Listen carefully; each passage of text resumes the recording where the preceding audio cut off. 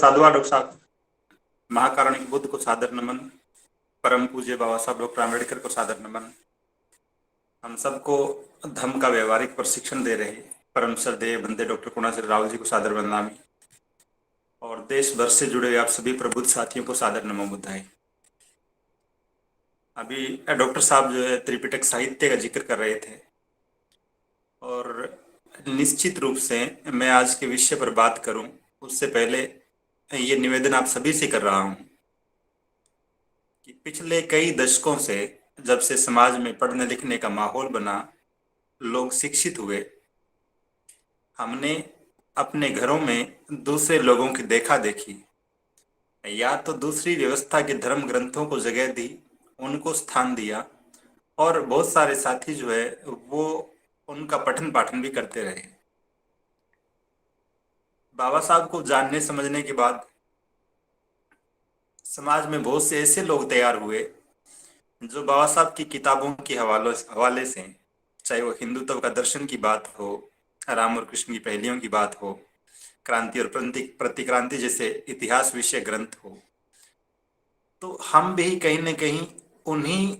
लोगों के धर्म ग्रंथों के इर्द गिर्द केंद्रित रहे। मनुस्मृति पर कितनी ही बार बातें करी होगी हमने, हमारे वक्ताओं ने मंचों से, हमारे लेखकों ने उसके सूत्रों का, उसके श्लोकों का बार बार मूल्यांकन करने का प्रयास किया। लेकिन जो सर्वाधिक सुखद बात है वो ये है, और जो श्रद्धेय भंते जी के सानिध्य में रहते हुए समझ में आई बहुत गहरे से, कि जब हम बौद्ध व्यवस्था की बात करते हैं तो निश्चित रूप से हमारे अपने धम्म ग्रंथ भी है और त्रिपिटक साहित्य पूरी दुनिया की सबसे महान साहित्यिक विरासत है, सबसे विशाल विस्तृत साहित्यिक विरासत है। तो उस विरासत को सहेजने का काम भी निश्चित रूप से बौद्धों का है, हम सभी का है। तो हम अपने घरों में, ये बात तो सही है कि श्रद्धेय बंते जी के प्रयासों से, धम्मभूमि के प्रयासों से बाबा साहब डॉक्टर आम्बेडकर द्वारा लिखा गया बुद्ध और उनका धम्म ग्रंथ हम सब के घरों तक पहुंचा है और हम बहुत ही श्रद्धा के साथ, बहुत ही समर्पण भाव से प्रत्येक रविवार को अपनी सामूहिक वंदना के कार्यक्रमों में बुद्ध और उनका धम्म ग्रंथ का वाचन भी कर रहे हैं। लेकिन इसके समानांतर जो दूसरे धम्म ग्रंथ है हमारे, चाहे वो धम्मपद की बात हो या त्रिपिटक के और बहुत से ग्रंथ है, जिसकी जैसी अभिरुचि हो कि मैं छोटे ग्रंथों को पढ़ सकता हूँ, मुझे कम चीजें पढ़नी है, जो स्टोरी टाइप में वही पढ़नी है, ज्यादा फिलोसफिकल बातें नहीं पढ़नी, तो जिसका जैसा टेस्ट हो, जिसकी जैसी रुचि हो, वो उसी अनुरूप, लेकिन हमारे घर के कमरे, हमारे घर की अलमारियां वो कपड़ों से भरी होने के साथ साथ वो आभूषणों की बजाय निश्चित रूप से पुस्तकों से भी भरी होनी चाहिए। और वो पुस्तकें यदि धम्म से जुड़ी हुई है, धम्म के साहित्य से जुड़ी हुई है, आप देखेंगे किसी एक व्यवस्था के लोगों को कि किस तरह से चौराहों पर खड़े होकर वो अपने धर्म ग्रंथों को बांट रहे हैं, लेकिन हम बहुत प्रयास करके भी इस बात को सफल नहीं बना पा रहे हैं। तो अपनी बौद्ध व्यवस्था को स्थापित करने में साहित्य का बड़ा योगदान है। जब हम बौद्ध बनने की बात कर रहे हैं तो निश्चित रूप से बौद्धों के जो धम्म ग्रंथ है उनका बड़ा योगदान है। तो हम अपने घर में सजावट के और बहुत सारे प्रतीकों के साथ साथ पुस्तकों को, धम्म के ग्रंथों को भी स्थान देना शुरू करें। हो सकता है परिवार का मुखिया इस स्थिति में न हो कि वो किताबें पढ़ पाए, हो सकता है घर की महिलाएं भी ठीक ढंग से न पढ़ पा रही हो, लेकिन घर के बच्चे, घर में आने वाले रिश्तेदार, घर में आने वाले दोस्त, निश्चित रूप से जिन जिन लोगों की नजरें उन धम्म ग्रंथों पर पड़ेगी वो इस बात के लिए आंदोलित होंगे, प्रेरित होंगे कि कम से कम पढ़कर तो देखा जाए कि जिन महाकारुणिक बुद्ध का नाम हम लेते हैं, जिन महाकारुणिक बुद्ध का जिक्र पूरी दुनिया में होता है, उनकी द्वारा दी गई देशनाएं, उनके विचार जिन धम्म ग्रंथों में संकलित है, उनमें क्या कुछ लिखा हुआ है, कैसे लिखा हुआ है। तो इस बात को यही विराम दूं पुनः इस निवेदन के साथ कि हम अपने घरों में बुद्ध और उनका धम्म के साथ साथ प्राथमिक रूप से बुद्ध और उनका धम्म ग्रंथ, वो इसलिए क्योंकि जब हम बहुत सारे ग्रंथों को नहीं पढ़ पाने की स्थिति में है तो बाबा साहब डॉक्टर आम्बेडकर ने अपनी तमाम मूल्यांकनों, निष्कर्षों के आधार पर पूरे त्रिपिटक साहित्य का सार जिस धम्म ग्रंथ में लिखा वो निश्चित रूप से बुद्ध और उनका धम्म ग्रंथ है। तो अगर उसको बहुत बेहतरीन ढंग से आपने पढ़ लिया है तो निश्चित रूप से हमें दूसरे ग्रंथों की ओर भी बढ़ना चाहिए। और यदि उसको ठीक से नहीं पढ़ा है, और ये बात भी मैं आपसे बहुत गर्व के साथ साझा कर रहा हूँ कि 2015 में धम्मभूमि से जुड़े हुए एक साथी ने मुझे बुद्ध और उनका धम्म ग्रंथ भेंट किया, और वो धम्म ग्रंथ पिछले 10 सालों से हर जगह पर साथ रहा है। लगातार उसको पढ़ता रहा हूँ, लगातार उसके पन्ने खंगालता रहा हूँ, और देखने पर ऐसा लगता है कि ये बहुत पुराना हो गया है, कई दशक पुराना है, लेकिन उसकी संगति, उसका साहचर्य निरंतर बना हुआ है। और जितनी बार पढ़ा है, हर बार ऐसा ही एहसास हुआ है कि ये वाली बात पहले क्यों नहीं पढ़ी, या फिर ये बात इस रूप में पहले क्यों नहीं समझ में आई। तो बहुत अच्छी किताबों की एक महत्वपूर्ण विशेषता ये भी है कि जितनी बार आप उनको पढ़ते हैं वो हर बार नई प्रतीत होती है, हर बार नए अर्थ देती है। बात अगर आज के विषय पर हम करें तो चूंकि हम त्रिपिटक साहित्य की बात कर रहे हैं, एक बहुत ही सुंदर सा ग्रंथ है अंगुत्तर निकाय, और काफी विस्तृत और विशाल ग्रंथ है। सम्यक प्रकाश ने जो इसका हिंदी अनुवाद छापा है वो 4 खंडों में है, और हर एक खंड में 300 से ऊपर पेज है। तो ये मानिए कि अकेला अंगुत्तर निकाय लगभग 1500 पन्नों का ग्रंथ है 4 भागों में।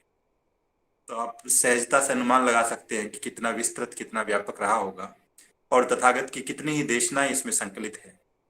तो उसी अंगुत्तर निकाय ग्रंथ में, त्रिपिटक ग्रंथ में,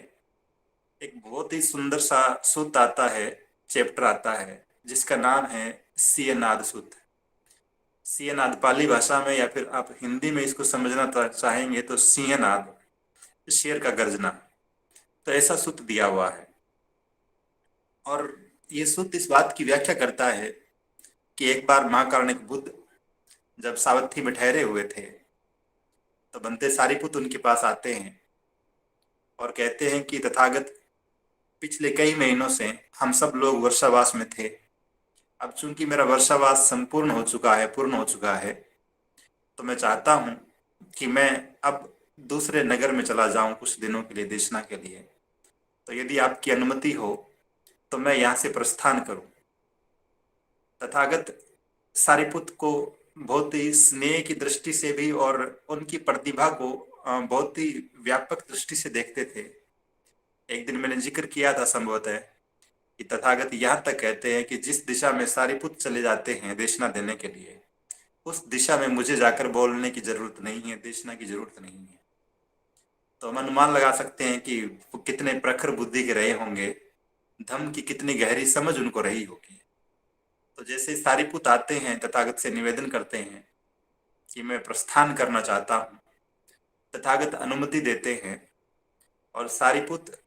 तथागत को प्रणाम करते हुए वहां से चले जाते हैं।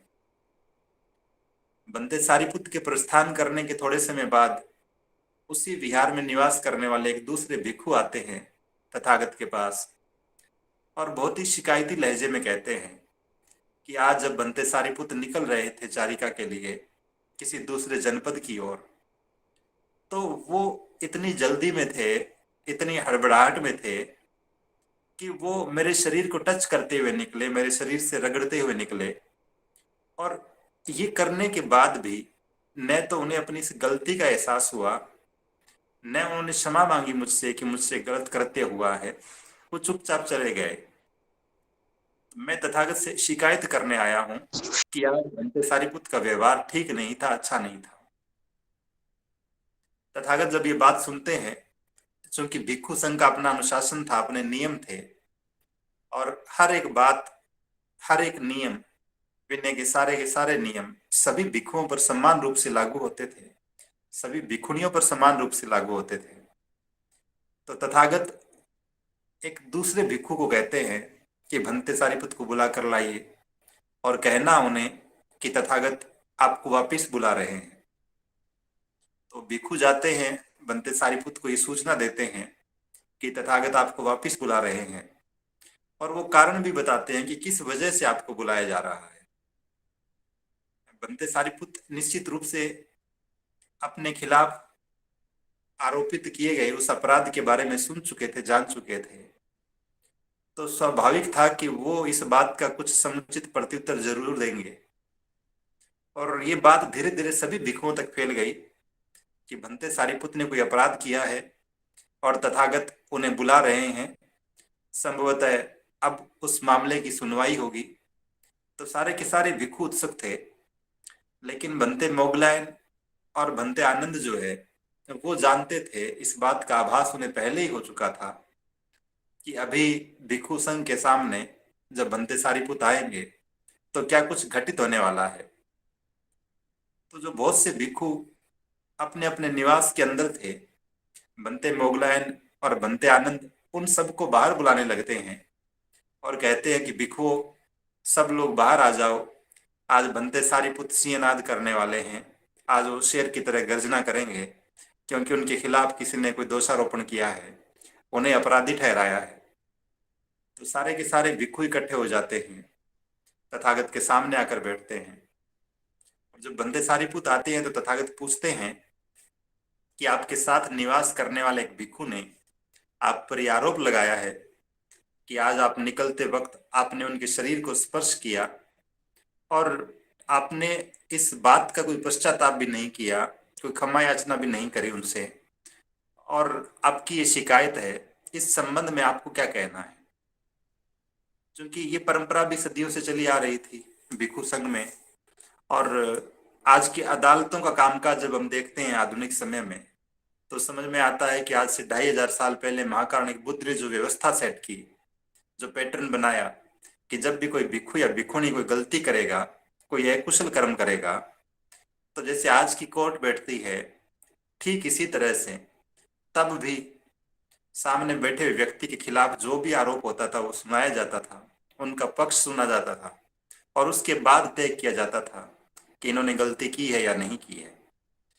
तो इस बात के लिए भी मुझे लगता है कि पूरी दुनिया को ऋणी होना चाहिए उस दौर के भिक्षु संघ का, भिक्षुणी संघ का, विनय के नियमों का, कि उन्होंने जुडिशरी का ये पूरा का पूरा सिस्टम हजारों साल पहले खड़ा करके दिया पूरी मानव जाति के लिए, जो आज भी उसी ढंग से संचालित हो रहा है। तो जब बनते सारीपुत को बताया गया कि आपके खिलाफ इस तरह का आरोप, दोषारोपण किया गया है, तो बनते सारीपुत कहते हैं कि तथागत, जिस व्यक्ति को, जिस भिक्षु को अपने शरीर के बारे में, अपने मन के बारे में, अपने वचनों के बारे में सुध-बुध न हो, जो सचेत न हो, वही व्यक्ति ऐसा अपराध कर सकता है। और वही व्यक्ति किसी के शरीर को टच कर सकता है इस तरह से, और फिर बिना पश्चाताप किए, बिना अपनी गलती का एहसास किए वहां से निकल सकता है। लेकिन जहां तक सवाल मुझसे जुड़ा हुआ है, मेरे बारे में आप कह रहे हैं या फिर मेरे साथी भिक्षु ने कहा है, तो वो बहुत ही आक्रोशित लहजे में कहते हैं कि जिस तरह से इस धरती पर, इस पृथ्वी पर अच्छी और बुरी सभी प्रकार की चीजें गिरती है, लोग इसी धरती पर पेशाब करते हैं, इसी धरती पर थूक देते हैं, इसी धरती पर खून गिरता है, तमाम प्रकार की गंदी चीजें हो कि अच्छी चीजें हो, फल टूटकर गिरते हैं, सब्जियां यहाँ उगती हैं, तब भी इन सारी के सारे कामों को देखकर धरती न तो विचलित होती है, न बुरा मानती है, न दुखी होती है। मैं भी धरती की तरह उतना ही सहनशील हूं, उतना ही उदात्त हूं, उतना ही विस्तृत हूं, तो मैं भला ऐसी गलती कैसे कर सकता हूं? फिर कहते हैं वो बनते सारीपुत कि जिस तरह से पानी से लोग बाग अच्छी और बुरी सभी चीजों को धोने का काम करते हैं, उसी पानी से लोग अपने गंदे हाथ धोते हैं, अपने गंदे शरीर को धोते हैं, लेकिन पानी भी कोई शिकायत नहीं करता। न तो वो दुखी होता है जब किसी बुरी चीज को धोया जाता है पानी से, जल से, और न वो खुश होता है जब किसी अच्छी चीज को पानी से धोया जाता है। तो मैं भी उस जल की तरह, उसी पानी की तरह बहुत ही उदात्त मन का हूं, बहुत ही विशाल मन का हूं, और मुझ पर भी इन छोटी छोटी चीजों का कोई प्रभाव नहीं पड़ता। मैं अपने मन से, अपने वचन से, अपने शरीर से हमेशा सचेत रहता हूं, हमेशा साम्य भाव में रहता हूं। और वो फिर कहते हैं बनते सारीपुत आगे कि जिस तरह से वायु में अच्छी और बुरी सभी प्रकार की चीजें होती है, लेकिन हवा न तो कभी शिकायत करती है, न कभी दुखी होती है, न कभी खुश होती है, वो भी अपना काम निरंतर उसी तरह से जारी रखती है। मेरा मन भी मेरा शरीर भी, मेरे वचन भी उसी वायु की तरह विशाल है और वो सबके प्रति सहनशील है। तो मैं भला ऐसी गलती कैसे कर सकता हूं? एक और उदाहरण देते हुए कहते हैं कि जिस तरह से जो खराब कपड़े होते हैं, चीथड़े होते हैं, उनसे लोग अच्छी चीजों को भी पूछते हैं, उनसे खराब चीजों को भी पहुंचने का काम करते हैं। हो सकता है कोई कार पहुंच रहा हो और कोई जूते भी पहुंच रहा हो, लेकिन तब भी वो भी कोई रिएक्शन नहीं करता। वो भी हमेशा सहनशीलता के भाव में रहता है, न दुखी होता है, न प्रसन्न होता है, न आक्रोशित होता है, न क्रोधित होता है। तो मेरा स्वभाव भी बिल्कुल वैसा ही है। तो इस बात की संभावना हो ही नहीं सकती कि मैं कोई अपराध करूं जानबूझकर और उसका पश्चाताप न करूं। एक और बात कहते हैं बनते सारीपुत अंत में कि जिस तरह से कोई ऐसा बैल जिसका सींग टूट जाए और वो बहुत शांत होकर कभी एक स्थान पर कभी दूसरे स्थान पर विचरण करता है, वो किसी को हानि नहीं पहुंचाता, किसी को ठेस नहीं पहुंचाता, किसी को चोट नहीं पहुंचाता, क्योंकि उसके गर्व के,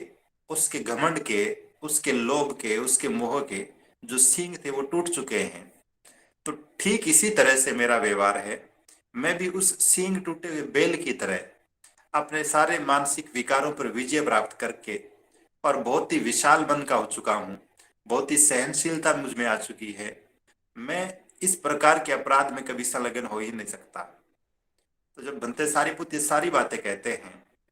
तो उस भिक्खु को एहसास होता है कि मैं जो आरोप लगा रहा हूं, मैं जो दोषारोपण कर रहा हूं, वो ठीक नहीं है। और वो तथागत को प्रणाम करते हुए कहते हैं कि तथागत, बाल मन में मैंने मूर्खता की है कि मैंने बनते सारीपुत पर दोषारोपण करने का काम किया है, और मुझे अब अपनी गलती का एहसास हो रहा है और मैं चाहता हूं कि मुझे माफ कर दिया जाए। महाकारुणिक बुद्ध बनते सारीपुत को कहते हैं कि जिस भिक्खु ने आप पर आरोप लगाया था, दोषारोपण किया था, उसे अपनी गलती का एहसास है कि यह अनावश्यक था, अकारण था, और वो आपसे क्षमा भी मांग रहे हैं। तो आपको इन्हें माफ कर देना चाहिए। और बनते सारीपुत भी तथागत की बात का एक तरह से अनुमोदन करते हुए उस भिक्खु को माफ कर देते हैं। तो ये पूरा का पूरा प्रसंग तीन महत्वपूर्ण बातों की ओर इशारा करता है। एक बात तो ये कि दैनिक जीवन में अपने घर में रहते हुए, अपने पड़ोसियों के साथ व्यवहार करते हुए, दोस्तों या रिश्तेदारों के साथ व्यवहार करते हुए, या फिर अपने कार्यस्थल पर किसी भी स्थान पर जब हम छोटी छोटी बातों पर सामने वाले लोगों पर दोषारोपण करने लगते हैं और वो भी अनावश्यक करने लगते हैं जहां आवश्यकता नहीं होती, या फिर जहां संभावना भी न हो, किसी पूर्वाग्रह से ग्रस्त होकर या द्वेष की भावना से या फिर बदला लेने की नीयत से दूसरों को बुरा बताने लगते हैं, तो निश्चित रूप से अंततः हमें ही शर्मिंदा होना पड़ता है। तो एक सीख जो इस प्रसंग में, इस देशना में छिपी है, वो ये है कि हमें अपने भीतर इस प्रवृत्ति को विकसित ही नहीं होने देना है, उसको पुष्पित ही नहीं होने देना है कि हम इस समस्या के शिकार हो, इस मानसिक विकार के शिकार हो। जैसे कुछ लोगों के बारे में हमारे मन में ये धारणा होती है कि अक्सर शिकायतें करते रहते हैं, अक्सर दूसरों पर झूठे आरोप लगाते रहते हैं, तो कहीं हमारी छवि भी लोगों के सामने ठीक वैसी नहीं बन जाए। जब हम धम्म की बात करते हैं, भिक्षुओं या भिक्षुणियों की बात करते हैं, बौद्ध धर्म प्रचारकों की बात करते हैं, सामाजिक संगठनों की बात करते हैं, तो ये भाव हम सब के मन में रहता है। हर एक संगठन के लोग दूसरे संगठन के लोगों पर किसी न किसी प्रकार के आरोप लगा रहे होते हैं, दूसरे संगठन के लोगों को बुरा बता रहे होते हैं, उनके काम करने के तरीकों में, उनकी कार्य प्रणाली में, धन के प्रबंधन में पारदर्शिता के संदर्भ में हम लोग बहुत सारी खामियां एक दूसरे को गिना रहे होते हैं। और यही बात हो सकता है घर पे भी हो रही हो, जहां दूसरे सदस्यों के बारे में टिक्का टिप्पणियां कर रहे हो, उन्हें बुरा बता रहे हो। तो जब तक कोई बहुत समुचित कारण नहीं हो,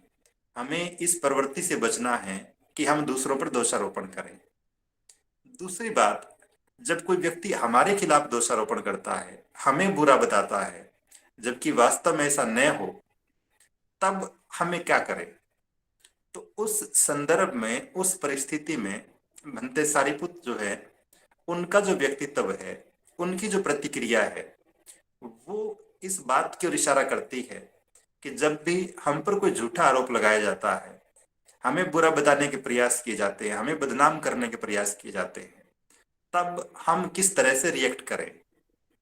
और जिस तरह से भंते सारिपुत बहुत ही ओजस्वी वाणी में शेर की तरह गर्जना करते हुए अपने खिलाफ लगाए गए खराब आरोप का जवाब देते हैं, खुद को डिफेंड करते हैं, और अंततः सामने वाला मजबूर हो जाता है इस बात को स्वीकार करने के लिए कि मैं गलत कर रहा था, मैं गलत बोल रहा था। तो हमें बहुत सचेत होकर, बहुत जागृत मन के साथ, बिना अति भावुकता के, तार्किक और तथ्यात्मक रूप से सारी बातें लोगों के सामने रखनी चाहिए, बिना इस बात की परवाह किए। जैसे हम बहुत बार ऐसे प्रसंग देखते हैं, और ये खराबी हमारे ही समुदाय में ज्यादा दिखाई देती है। अभी एक बहुत ही छोटा सा प्रसंग मैं आपसे साझा करूं। कुछ दिन पहले ही राजस्थान के जोधपुर शहर में एक लड़की ने सुसाइड कर लिया, और बात सिर्फ इतनी सी थी कि उनके पड़ोस में जो लोग रहते थे, तथाकथित उच्च जातीय, उनके साथ एक छोटी सी बात पर झगड़ा हुआ,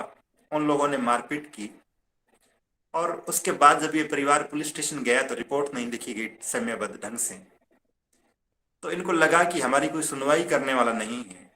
परिवार के सदस्यों को, जो वरिष्ठ थे, उनको भी लगा कि बच्चे जिद कर रहे हैं कानूनी कार्रवाई की, हमें थोड़ा सा समझौतावादी हो जाना चाहिए। और इस बात से आहत होकर उस बच्ची ने सुसाइड कर लिया। कितनी बार हम देखते हैं कि समाज के कर्मचारी जो अच्छे अच्छे पदों पर हैं, वो सुसाइड कर लेते हैं अपने उच्चाधिकारियों के व्यवहार से दुखी होकर, आहत होकर। तो जिन लोगों का काम ये था कि वो समाज की प्रोटेक्शन के लिए खड़े होते, समाज को राह दिखाने का काम करते हैं, और वो खुद आत्महत्याएं कर लें, और फिर उनके परिवार के लिए अनपढ़ लोगों को धरना प्रदर्शन करना पड़े, उनके लिए न्याय मांगना पड़े, तो बात समझ में आती है कि हम लोग बुद्धि के स्तर पर अभी बहुत पीछे चल रहे हैं। मानसिक रूप से वो परिपक्वता हम में नहीं आई है जो बौद्ध परिवारों में होनी चाहिए, जो बाबा साहब डॉक्टर आम्बेडकर का अनुसरण करने वाले उनके अनुयायियों में होनी चाहिए। कितने ही भयानक से भयानक प्रसंग आए बाबा साहब के जीवन में, कहीं पर जिक्र नहीं आता कि बाबा साहब ने कहा हो कि मैं आत्महत्या करने जा रहा हूं।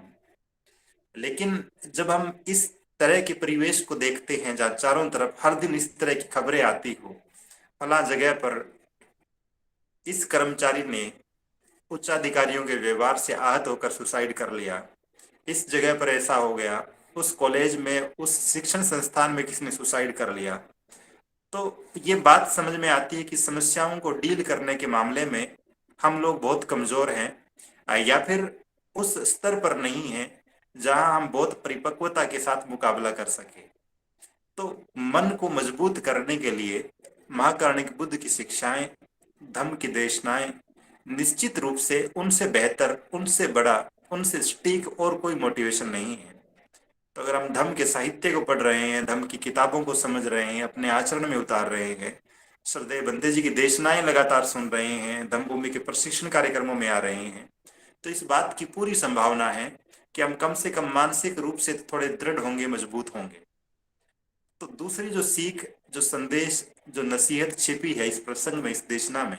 वो ये है कि जब भी इस तरह के दोषारोपण का सामना करना पड़े, भंते सारिपुत की तरह मजबूती के साथ हमें अपनी बात रखनी चाहिए। तीसरी बात, तीसरा संदेश क्या है कि जब भी हम गलती करते हैं, जैसे उस भिक्खु ने की जिन्होंने भंते सारिपुत पर अनावश्यक आरोप लगाने का काम किया था, तो वो भी इस बात की ओर इशारा करती है कि जब हमें इस बात का पश्चाताप होता है, हमें इस बात का आभास होता है कि मैंने कोई काम गलत किया है, कुछ ऐसा किया है जो अनैतिक था, अनावश्यक था, तो फिर जैसे हम बच्चों को सिखाते हैं सॉरी बोलने की बात, अपनी गलती हो जाने पर माफी मांगने का भाव, हमें भी उस बात से कतराना नहीं चाहिए। अगर सच में हमसे गलती हुई है तो बहुत सहजता के साथ स्वीकार भी कर लेना चाहिए। लेकिन इस संबंध में भी हम सब का स्वभाव बड़ा विपरीत रहता है। सामान्यतः जब भी हमसे कोई गलती होती है, हम उसका ठीकरा किसी दूसरी परिस्थिति पर या दूसरे व्यक्ति पर फोड़ने का काम करते हैं। एक बच्चा यदि फेल हो जाए क्लास में, तो उसका सीधा सीधा सा जवाब ये रहता है कि स्कूल में पढ़ाई नहीं हुई, टीचर्स पढ़ाने वाले नहीं थे। और जब बच्चा फेल हो जाए, टीचर से आप पूछेंगे तो वो बिल्कुल उल्टी बात बताते हैं, कहते हैं कि बच्चा पढ़ता नहीं था। तो हम सब लोग, इस तरह के दर्जनों उदाहरण बताए जा सकते हैं कि हम सब लोग जब भी कोई गलतियां करते हैं, जब भी कुछ गलत होता है, जब भी कुछ मान्यताओं के विपरीत होता है, उसको सहज मन से स्वीकार करने की बजाय हम इस बात को दूसरों पर ढालने का काम करने लगते हैं। मुझे याद है कि एक बार किसी शैक्षणिक सत्र में, मेरे विद्यालय में, एक क्लास में बहुत सारे बच्चे फेल हुए। वो बोर्ड परीक्षा की क्लास नहीं थी, 9th या 11वीं रही होगी। और ऐसे भी बच्चे थे जिनके 100 में से 3-3, 5-5 नंबर आए थे। जब हम ये बात कर रहे थे सब लोग बैठे हुए टीचर्स, कि इतने सारे बच्चे फेल क्यों हुए हैं, मैं तो उस क्लास में पढ़ा भी नहीं रहा था। तो उन्होंने कहा कि ये बच्चे कमजोर हैं, इनको लिखना पढ़ना ही नहीं आता है, इनके 100 में से 3 नंबर आ रहे हैं, 5 नंबर आ रहे हैं, तो ये कैसे पास हो सकते हैं। तो मैंने बहुत ही सहज सी बात उनसे पूछी। एक साल तक हम सब ने या आप सब ने मिलकर इनको पढ़ाया है, और एक साल में यदि हम बच्चे का स्तर ये नहीं कर पाए कि वो 20 नंबर ले आए, 33 नंबर ले आए, उसके 3 नंबर यदि आ रहे हैं, तो क्या हम सब लोग फेल नहीं हुए हैं? उसको पढ़ाने वाले टीचर्स फेल नहीं हुए हैं। लेकिन वो जिम्मेदारी स्वीकार करने की नैतिकता, वो नैतिक साहस हम सभी में है ही नहीं। इस बात को आप राष्ट्रीय अंतर्राष्ट्रीय संदर्भों में समझना चाहेंगे तो जब कभी आप देखेंगे कहीं पे एक्सीडेंट हुआ, कोई भी दुर्घटना हुई, तब भी यही हाल दिखाई देता है। जब कोई और घटना दुर्घटना होती है, तब भी हाल यही रहता है कि सत्ता, शासन, प्रशासन सारा का सारा उन सारी चीजों की, उन खामियों को ढकने का काम करने लगता है। वो ठीकरा किसी और के सिर पे फोड़ने लगता है। तो कुल मिलाकर सार ये कि जब भी हमसे कुछ गलती होती है, हमें सहज मन से उसे स्वीकार करने के लिए तैयार रहना चाहिए, बिना इस भाव के। क्योंकि यदि हम स्वीकार नहीं कर रहे हैं, तो कुछ समय बाद जब हम सच में अकेले होंगे, अपने अंतर्मन से इस बात को रियलाइज करेंगे, महसूस करेंगे, और ज्यादा गहरे पश्चाताप में डूबेंगे हम कि मुझसे ये गलती हुई थी और मैंने किसी को कहा भी नहीं, किसी को बताया भी नहीं। तो जब भी ऐसे अवसर आते हैं, हमें थोड़ा सा ईमानदार होकर अपनी उस गलती को स्वीकार करना चाहिए। आखिरी बात जो बनते सारीपुत्र करते हैं, कि जब उस भिक्खु ने कहा कि मुझसे गलती हुई है, बचपना हो गया, मूर्खता हो गई, भावावेश में मैंने ये आरोप लगा दिया बनते सारीपुत पर, तो बनते सारीपुत भी थोड़ा सा विशाल दिल का परिचय देते हुए उन्हें माफ करने का काम करते हैं। तो ये ईगो जब हम अपने मन में पाल लेते हैं कि इसने मेरे खिलाफ दुष्प्रचार का काम किया है, इसने मुझे हानि पहुंचाने का काम किया है, इसने मुझे ठेस पहुंचाने का काम किया है, और अब तो आंख के बदले आंख ही चाहिए, तो ये सूत्र कम से कम बौद्ध अनुयायियों के लिए तो उपयुक्त नहीं है। हमें उस वक्त भी महाकारुणिक बुद्ध के जीवन को देखेंगे तो ये बात, ऐसे कई प्रसंग, कई उदाहरण सामने आते हैं। चूंकि समय हो रहा है तो मैं अंतिम बात साझा करूं।